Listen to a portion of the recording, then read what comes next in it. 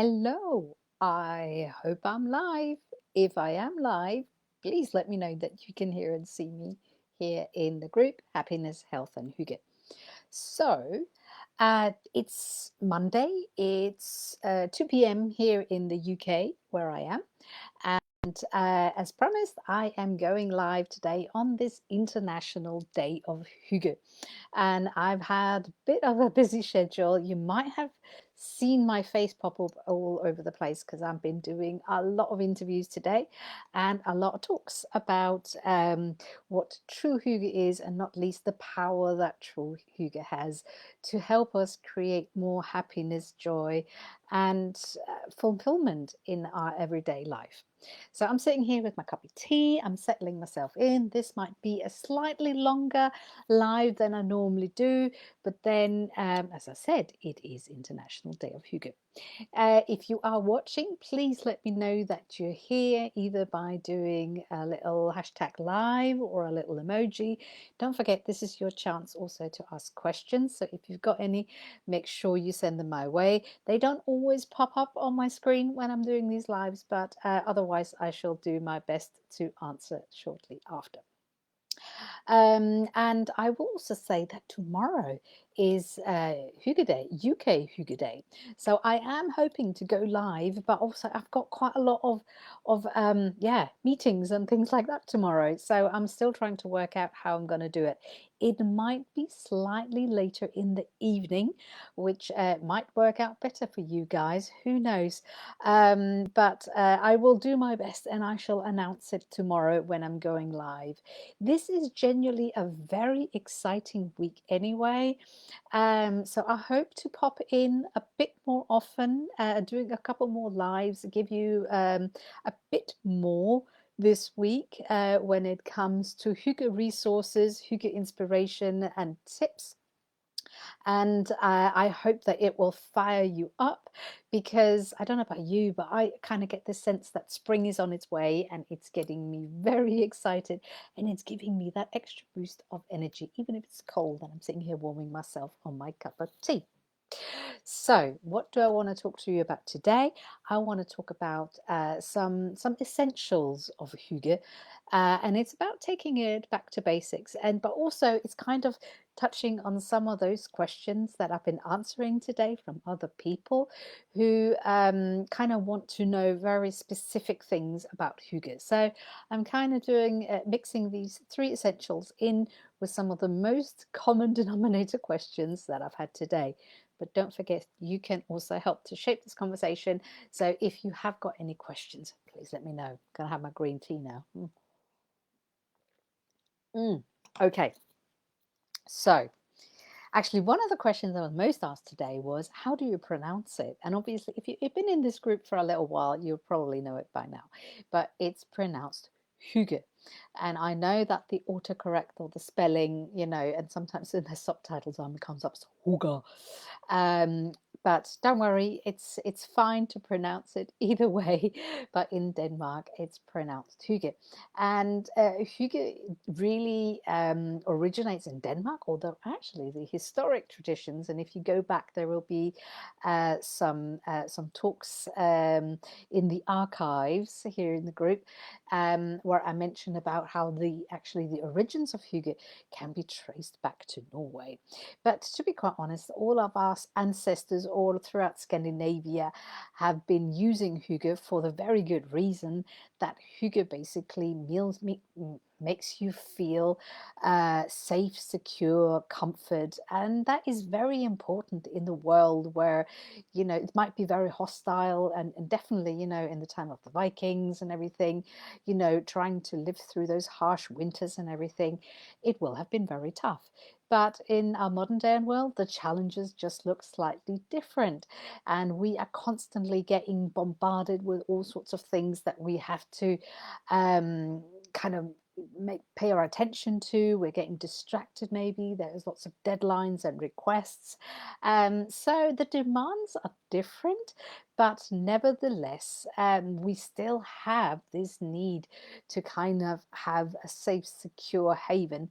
But more than that, Hygge goes beyond the ethics, or sorry, not the ethics, the aesthetics of what things look like. So it goes beyond the fluffy socks and the candles, because that is the setup for you. Hygge, that's what kind of maybe brings you into the mood, and helps you relax a bit quicker.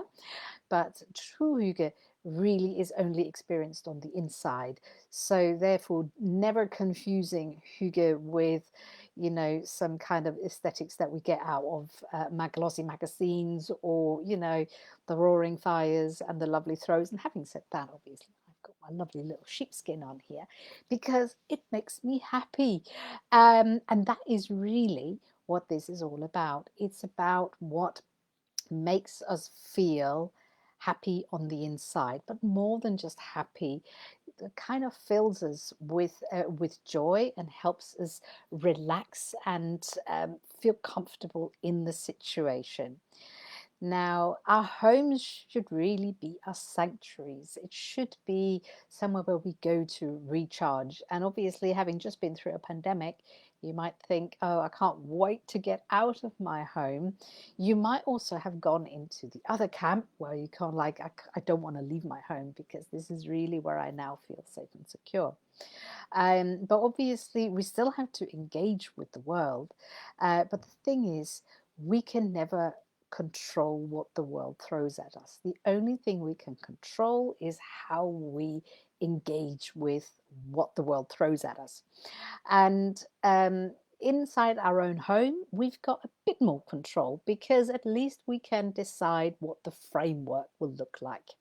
We can't decide what happens necessarily, but we can decide what it will look like, and we can make kind of little pockets where it invites us to kind of maybe set some time aside for the self-care act that Hygge can be, but also to give us the warm and comfortable atmosphere of feeling safe and secure, and not least nurtured and recharged in our own home environment.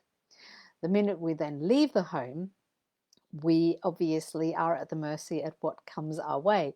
But having said that, once you actually develop a really good Hygge practice, you might be surprised to find that you can carry that sense of Hygge with you, that sense of feeling comfort cradled, held, even though you go out into the world, and that can help you to kind of deal a bit more, how shall I say, effective, better, easier with what comes your way.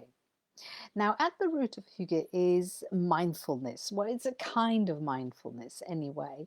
Now, when we talk about mindfulness, it's often about, like very much being in the moment. And in many ways, that is the key essence of Hygge. It's appreciating the moment for what it is. And the appreciation is a very important factor here as well. So we've got, I'm just aware that I hope my mic's okay. Kind of just all of a sudden I thought, I hope people will be able to hear what I'm saying today. If you are watching live, please let me know that you can hear me. Okay, so so the appreciation of the moment is very much a key thing.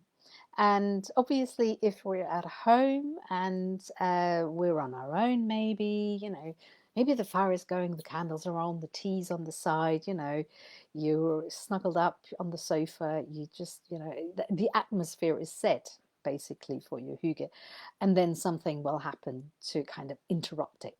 And then, we can obviously get annoyed by the fact that, oh, now I had thought I was going to do this and all of a sudden something else comes my way. But at the end of the day, Hygge is not about striving to something being perfect. It's about being in the here and now and appreciating it for what it is. And to be quite honest, often that whole thing of striving for perfection, there is no such thing as perfection.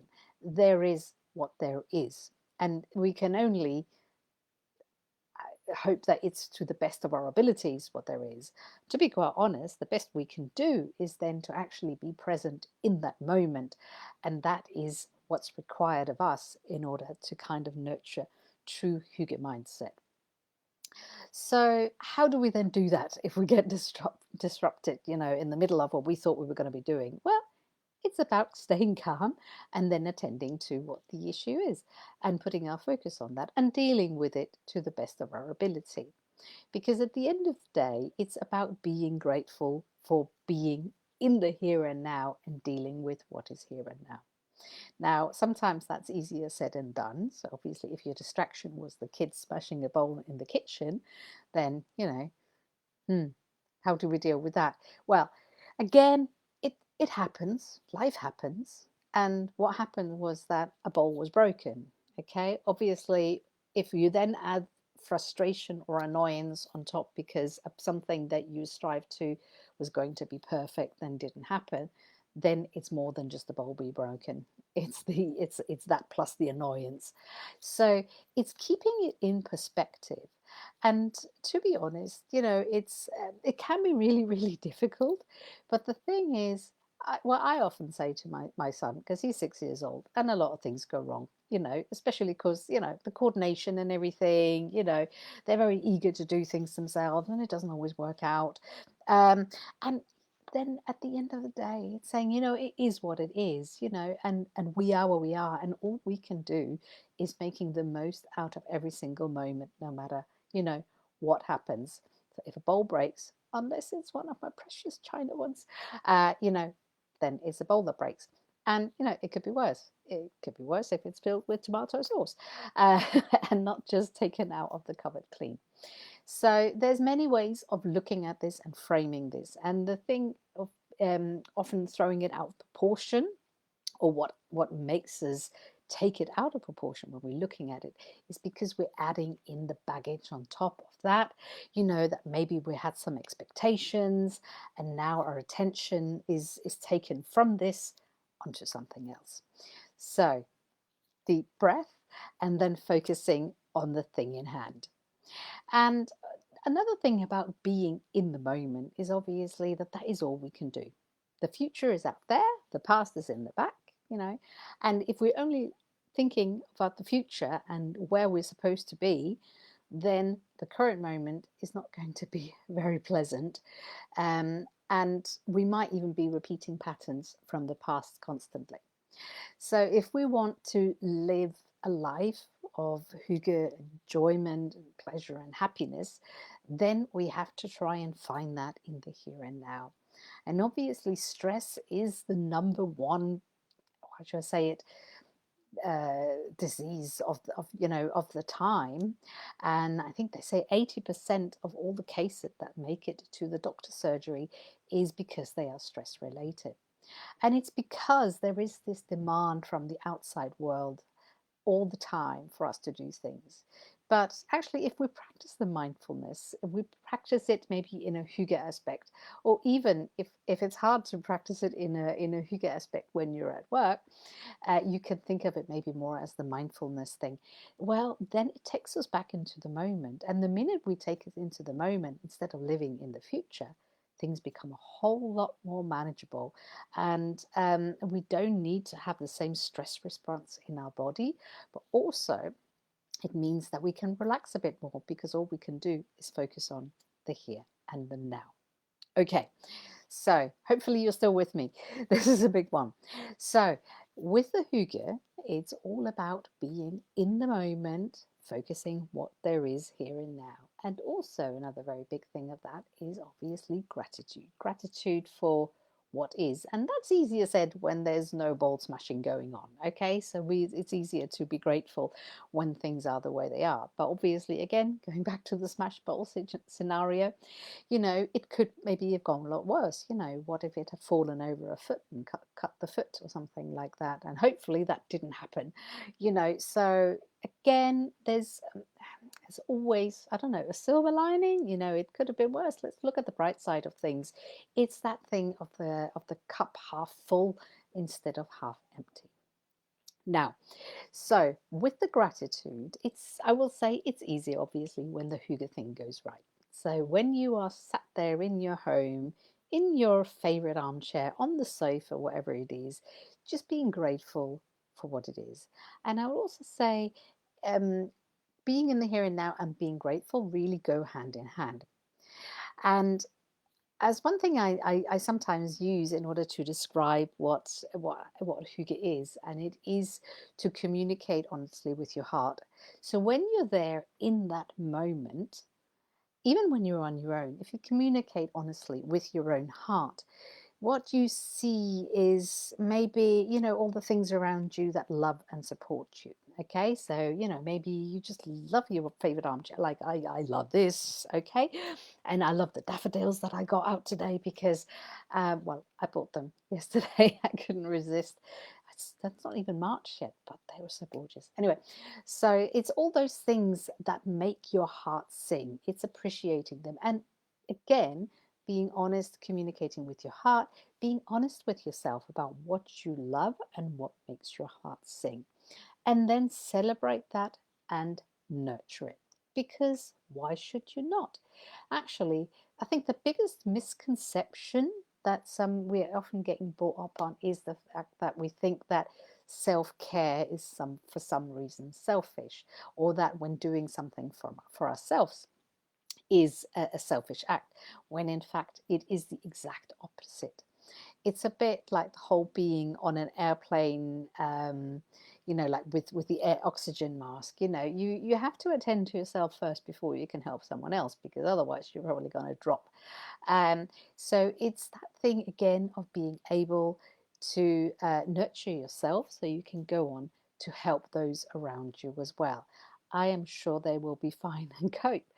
And sometimes it's easier said than done. I remember the years when my little boy was a lot younger, and it was really hard to find that time and not feel guilty, that I wasn't with him. But um, even that kind of thing, it's something that needs to get practiced, and needs to get kind of into a daily routine where you kind of have maybe just even 5 minutes to yourself. And I remember very clearly that someone said to me, surely everyone has the human right to have 15 minutes to themselves every day.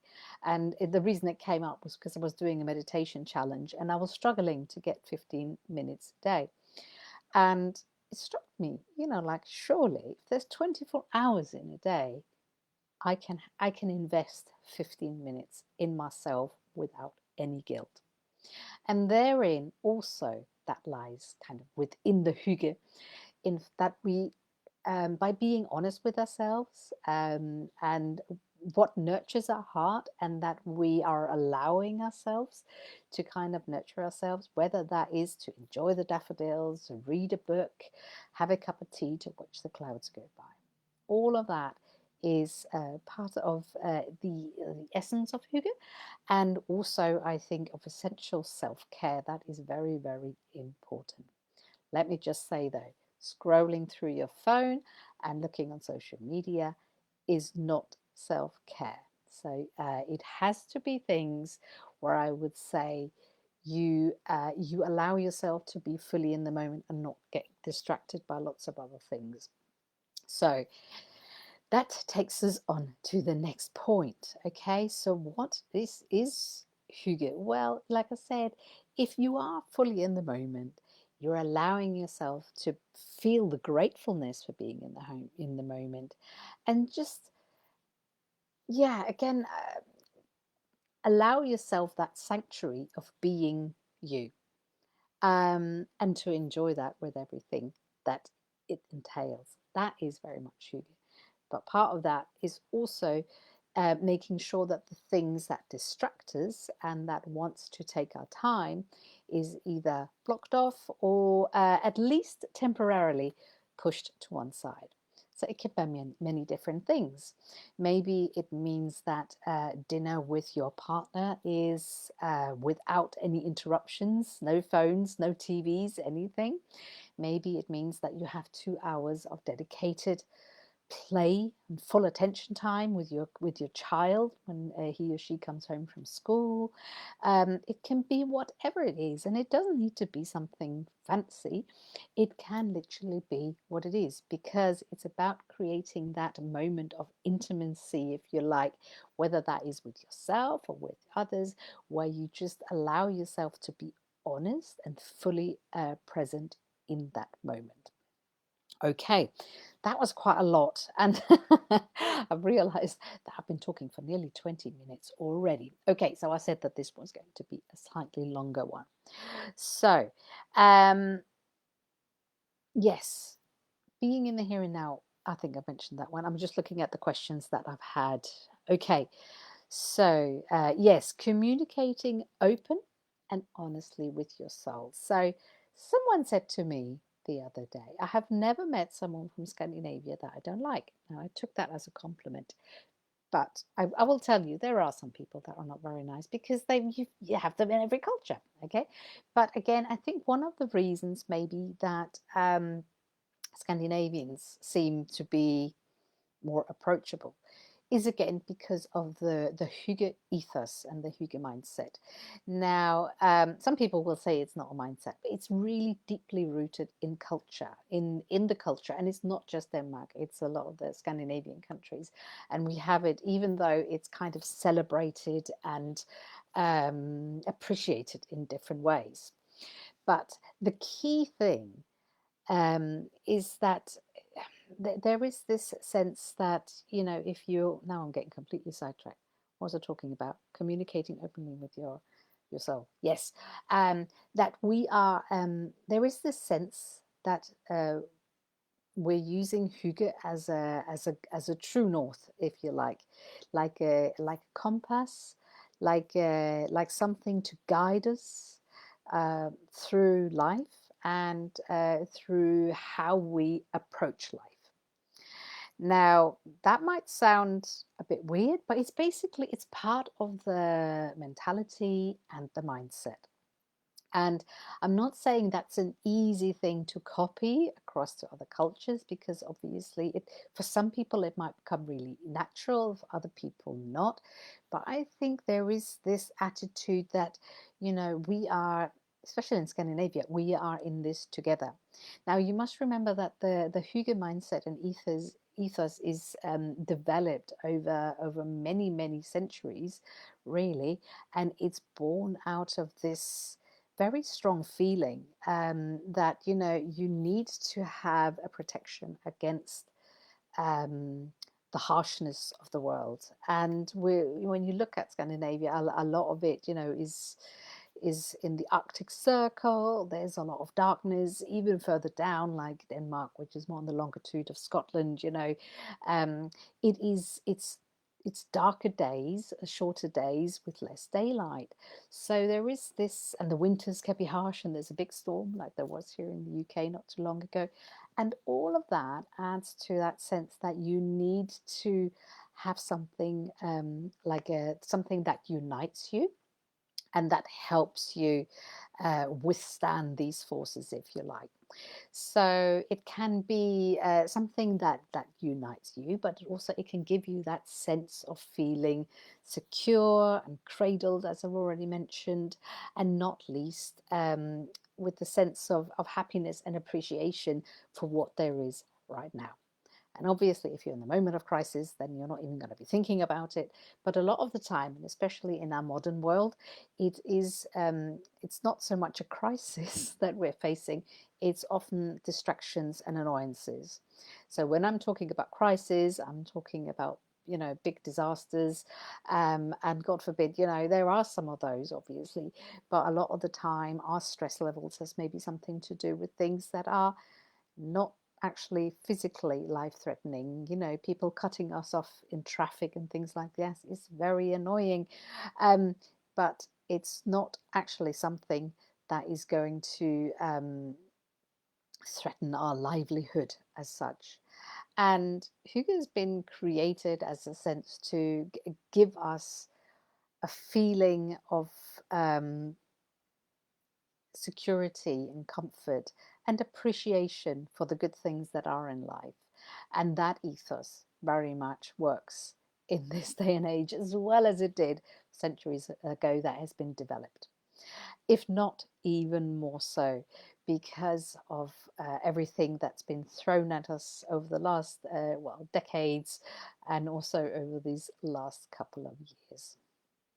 So there you go. There was three essentials for Hygge, and I will just very quickly recap them. So basically, your state of mind being undiverted and in the moment, comparing it with mindfulness if you want, or just literally just don't allow any digital devices to distract you, can also be a good one. It's being appreciative and grateful for what there is in the here and now as well, and not having to worry about the future, because the future is there and you can only be in one place, and that is right here. And this is actually also where you create your future. So if you want to have more happiness, joy, and health in your life, then today is really where it starts, in this moment, by taking the time out, communicating open, honestly with your heart about what makes your heart sing, what you enjoy, and then also allowing yourself that time to enjoy that, because therein we'll have more to give others. So really happy International Hygge Day to you. I hope you can take something away from that, whether that is that you go and get yourself some daffodils like I did yesterday, whether it is to, I don't know, maybe tackle that pile of papers that really makes you unmiserable. Just do something with them.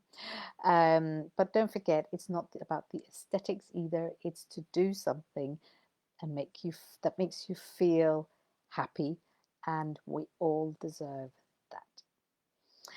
If I've missed any of your questions, I will check back on them. Otherwise, I will be back very soon with more Hygge talk, and hopefully also ideas of how you can incorporate it in your life. Take care. Bye bye.